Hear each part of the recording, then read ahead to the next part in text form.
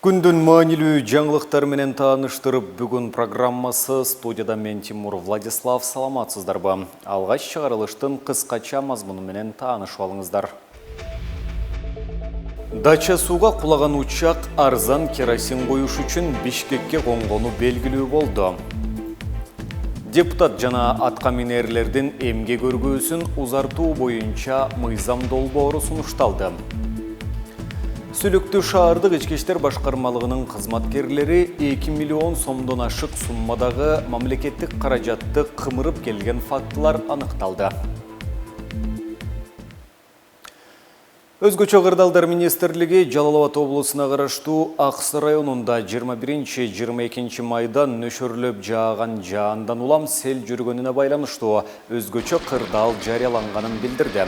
Мекеменин маалыматына ылайык, табигый кырсыкта 6 көпүрө жарактан чыкты. Кашка суу, Кара суу, Авлетим, Ак суу жана Кызыл Туу айыл аймактарында 4,5 миң метр жолду суу жууп кетти. Ошондой эле ондогон үйдө бир социалдык объектини сел каптады. Учурда аймакта селдин кесепетин жоюу, чыгымды эсептөө иштери жүрүп жатат. Андан сырткары жекшембиде өлкө боюнча аба ырайы кескин өзгөрүп, тоолуу аймактарга кар түштү. Өзгөчө кырдаалдар министрлиги 23 майда дагы бир катар региондордо маал-маалы менен нөшөрлөгөн жамгыр, ал эми тоолуу аймактарда кар жаай турганын эскертти.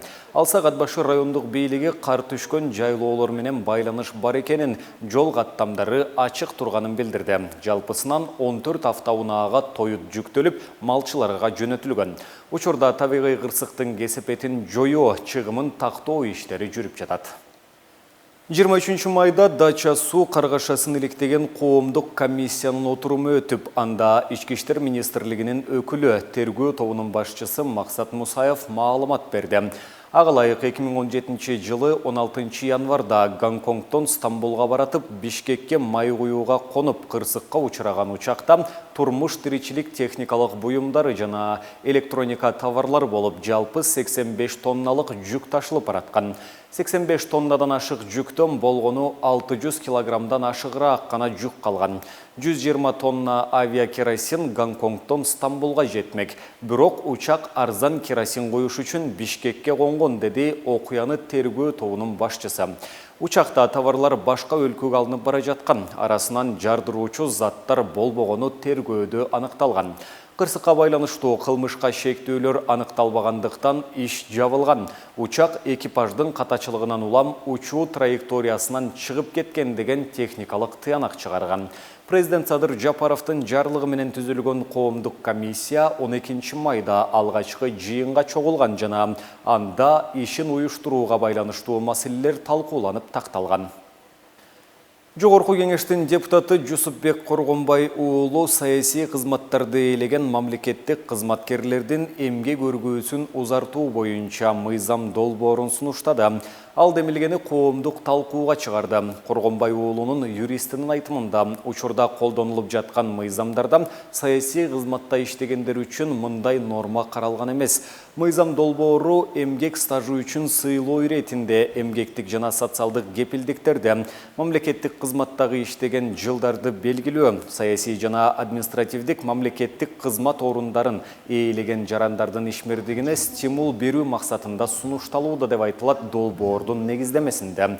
Белгилей кетсек, эмгек кодексинде өргөөнүн убактысы 28 күн деп белгиленген.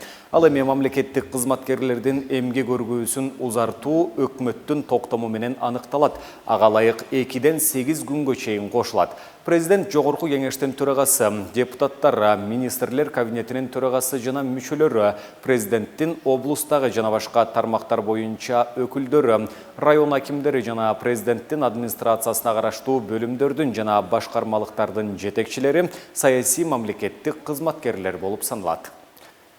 Сүлүктүү шаардык ички иштер башкармалыгынын кызматкерлери 2 миллион сомдон ашык суммадагы мамлекеттик каражатты кымырып келген фактылар аныкталды. Бул тууралуу башкы прокуратурадан билдиришти. Маалыматка ылайык, Баткен облустук прокуратурасы тарабынан жүргүзүлгөн текшерүүдө Сүлүктүү шаардык ички иштер башкармалыгынын каржы бөлүмүнүн башчысы МР 2019-2021 жылдар аралыгында өзүнө тийиштүү айлык акысынан сырткары негизсиз 2 миллион 400 482.586 сомду жана шаардык ички иштер башкармалыгынын башка кызматкерлерине 138.077 сомду которуп, өз кызыкчылыктарына пайдаланып келгендиги аныкталды. Жалданма жана жарандык персоналдарга жалпы 520.393 сом мыйзамсыз төлөнүп берилип, мамлекетке келтирилген зыяндык жалпы суммасы 3.141.000 сомду түзгөн деп айтылат маалыматта. Бул фактылар боюнча Баткен облустук прокуратурасы тарабынан кылмыш жаза кодексинин 337 беренеси кызмат абалынан кыянаттык менен пайдалануу менен кылмыш иши козголуп, тергөө амалдары жүргүзүлүүдө. Автотранспорт каражаттарынын алдыңкы каптал айнектерин караңгылатуу үчүн акы төлөө жана уруксааттык каттоо тартиби бекитилди. Тиешелүү чечимге министрлер кабинетинин төрагасы Акылбек Жапаров кол койду. Ички иштер министрлигинин унаа мамлекеттик мекемеси уруксаатты тариздөө боюнча ыйгарым укуктуу орган болуп дайындалды. Транспорт каражаттарынын алдыңкы каптал айнектерин караңгылатууга уруксаат үчүн жыйым төмөнкүдөй өлчөмдөрдө алынат. Резидент жеке адамдар үчүн 800 эсептик көрсөткүч 80.000 сом, юридикалык жактар үчүн 1000 эсептелген көрсөткүч 100.000 сом, резидент эместер үчүн 1200 эсептешүү көрсөткүчү 120.000 сом.